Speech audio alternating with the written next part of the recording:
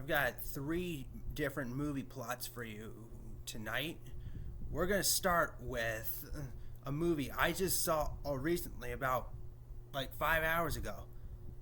Austin Powers International Man of Mystery. Dates back to 1997 when it came out. So, in 1967, British spy Austin Powers thwarts an assassination attempt by his nemesis, Dr. Evil, in a London nightclub. Dr. Evil escapes to space in a rocket and cryogenically freezes himself. Austin volunteers to be placed into cryostasis in case Dr. Evil returns in the future. 30 years later, Dr. Evil returns to discover his henchman number 2 has developed Verchicon, the legitimate front of Evil's empire, into a multi-billion-dollar enterprise. Uninterested in business, Dr. Evil conspires to steal nuclear weapons and hold the world hostage for $1 million. But he increases his demand to $100 billion when he learns that the value of the dollar has fallen due to inflation. Dr. Evil also learns that during his absence, his associates have artificially created his son Scott Evil, using his frozen semen. Now a Generation X teenager, Scott resents his father's absence and resists his attempts to get closer to him.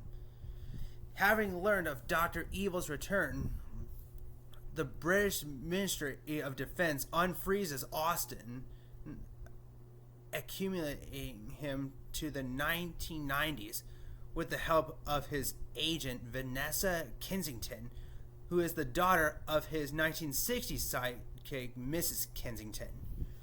Posing as a married couple, Austin and Vanessa track number 2 to Las Vegas and meet his Italian secretary Alada Vagina. Austin infiltrates Vagina's penthouse suite and discovers Dr. Evil's plan to drill a nuclear warhead into the Earth's core and trigger volcanic eruptions worldwide. During the time at the penthouse, Vagina discovers Austin and seduces him to learn his identity in their hot sauna. Dr. Evil and his entourage conspire to defeat Austin by creating a series of fembots, who are these beautiful female androids equipped with machine guns concealed in their breasts. Austin and Vanessa infiltrate the Verchicon headquarters but are apprehended by Dr. Evil's henchmen in Random Task. Meanwhile, the United Nations accede to the demands of Dr. Evil, who proceed with his plan, and nonetheless, Austin and Vanessa escape Dr. Evil's death trap, and Vanessa is sent for help. While searching for Dr. Evil, Austin is confronted by the fembots, who in return he seduces them with a striptease that makes them explode. British forces raid the underground lair, while Austin deactivates the Doomsday device. He confronts Dr. Evil, but Vagina arrives holding Vanessa hostage. They are interrupted by number 2, who attempts to betray Dr. Evil by making a deal with Austin. Dr. Evil uses a trapdoor to send number 2 plummeting into the fire pit, then activates the base's self-destruct mechanism and escapes. Austin and Vanessa evacuate the lair before it explodes. 3 months later, Austin and Vanessa are married. During their honeymoon, Austin is attacked by Random Task. He subdues him using a penis pump, which he before claimed was not his, allowing Vanessa to knock him out with a champagne bottle. And the newlyweds adjourn to the balcony. Among the stars, Austin spots the cryogenic chamber of Dr. Evil, who vows revenge. So, I watched this, and I could certainly tell you, it's not entirely kid friendly, even though it doesn't show any genitals and such. They do keep that covered, but it's a little risky to watch. And I cracked up when I heard the name of number 2 secretary, because I thought it was vagina with a V, but it's vagina with an F. In case you were curious about that, if you've never even seen the movie. Okay, now we're going to get into the second movie. We are going to do Zathura. Okay, so brothers Walter and Danny don't entirely get along with each other, nor does their teenage sister Lisa. While their father is away at work, and Lisa, who is left in charge, instead decides to do her daily long naps. At one point, Danny discovers an old science fiction themed board game called Zathura in the basement. When he starts playing, the game produces a card that warns of a meteor shower. And Walter doesn't think much of it as he's focusing on the television. But when an actual meteor shower occurs in the living room, Walter and Danny realize the game is affecting reality and discover the house is floating in outer space. They go and warn Lisa about it, but she thinks that it's nighttime. She thinks she has overslept and prepares to go out as she heads into the bathroom for a shower. However, the next card puts her in cryonic sleep, leaving her frozen solid. Walter and Danny learn that they must finish the game to return home and restore everything to normal. As they continue to play, Walter and Danny overcome the dangers presented by the game, including a defective robot, passing too close to a star, which was actually the sun, and being attacked by a race of reptilian aliens called Zorgons. One of Danny's turns causes an astronaut to appear, who methodically eliminates the house's heat sources, as the Zorgons are actually attracted to heat. The astronaut lures the Zorgon's ship away by setting the boys' couch on fire and ejecting it from the house, allowing them to follow it. Walter demands that the astronaut leave, but Danny lets him stay. Growing increasingly agitated, Walter accuses Danny of potentially cheating by moving his piece. When he tries to push the piece back and take his next turn, the game reacts as if Walter was cheating and ejects him from the house, but the astronaut rescues him with a jetpack. Danny apologizes to Walter, but he does not forgive him. On Walter's next turn, he receives a card that allows him to make a wish as a shooting star passes, resulting in another heated argument between the boys. The astronaut warns Walter not to make a wish out of anger, fearing the worst.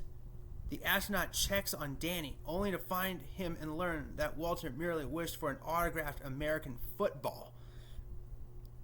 The brothers question the astronaut, and he explains his origins, revealing that he and his own brother had played the game before.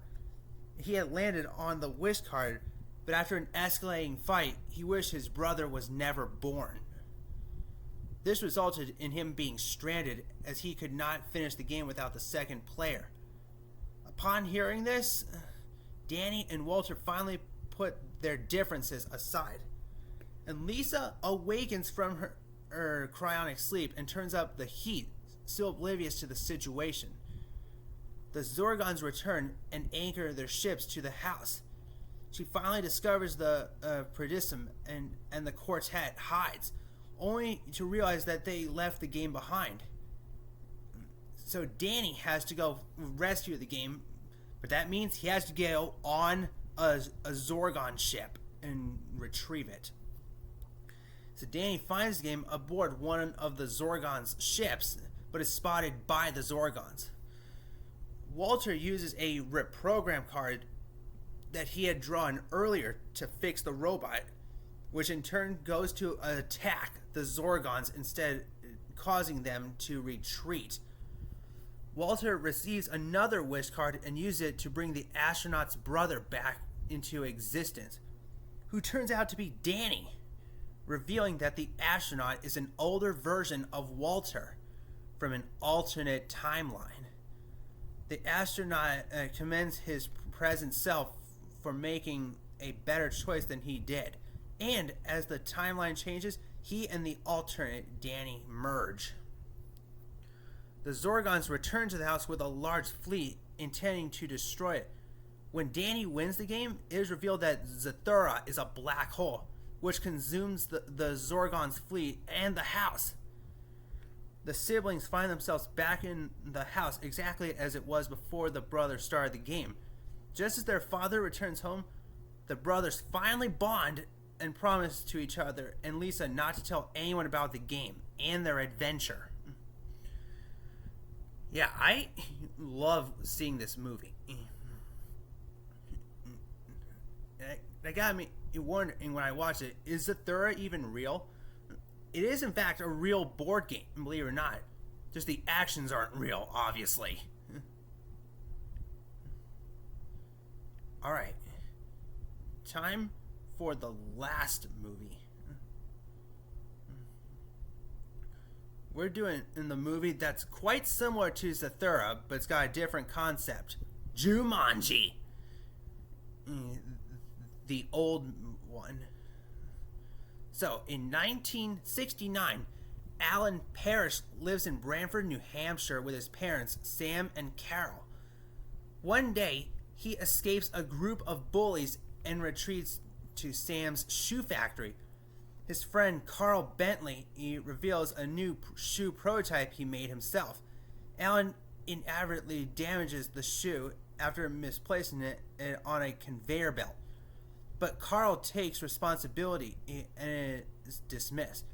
After the bullies attack Alan outside the factory and steal his bike, Alan follows the sound of tribal drum beats to a construction site.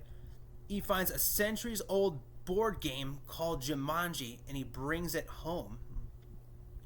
After a disagreement with Sam about attending a local boarding school, Alan plans to run away, but his friend Sarah Whittle returns his bicycle. Alan shows her Jumanji and invites her to play. With each dice roll, the game piece moves by itself, and a cryptic message describing his roll outcome appears in a crystal ball at the center of the board. And after Alan inadvertently rolls a 5, a message tells him to wait in a jungle until someone rolls a 5 or 8, and he is sucked into the game. Shortly after, a swarm of bats pursues Sarah out of the mansion. 26 years later, her children Judy and Peter Shepard move into the now vacant Parrish mansion with their Aunt Nora after their parents died in an accident in the previous winter on a ski trip in Canada. Judy and Peter soon discover Jumanji and they start to play. After discovering it in the attic, the rolls summon giant mosquitoes and swarms of monkeys. The game rules state that everything will be restored when the game ends, so they continue playing. Peter then rolls a 5, releasing a lion and an adult Alan. While making his way out, Alan encounters Carl, now working as a police officer. At the abandoned shoe factory, Alan, Judy, and Peter discover that Sam abandoned the shoemaking business to search for his son after his disappearance until his 1991 death. Eventually, the factory's closure sent Branford into economic decline. Realizing that they need Sarah Whittle to finish the game, the three locate Sarah. who is haunted by both Jumanji and Alan's disappearance and persuade her to join them. Sarah's first move releases fast-growing and carnivorous vines, and Alan's next move releases a big game hunter named Van Pelt, whom Alan first met in the game's inner world. The next roll summons a stampede of various animals, and a pelican steals the game. But Peter retrieves it, but Carl soon arrests Alan as the stampede wreaks havoc in town, and Van Pelt soon steals the game.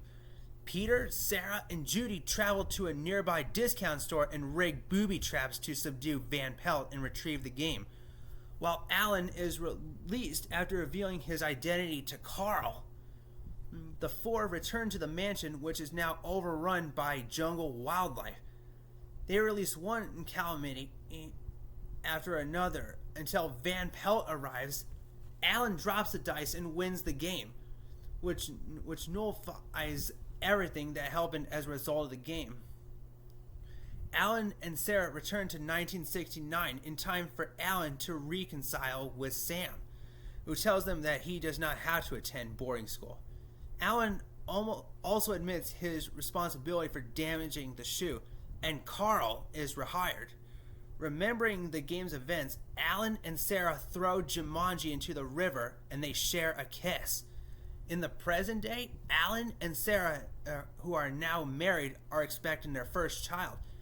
Alan's parents are still alive, and Alan is successfully running the family business.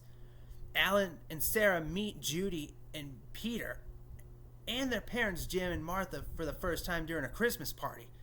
Alan offers a job to Jim and convinces them to cancel their ski trip, and adverting their deaths in the previous timeline. Meanwhile, two young French-speaking girls hear drum beats while walking on a beach. Jumanji is seen lying and partially buried in the sand. Yeah, Jumanji. This rivaled Zathura, because it was almost the same thing, but a different concept. Jumanji was jungle, Zathura was outer space. But yeah, incredible movie. Alright, I hope you enjoyed watching this, and peace out.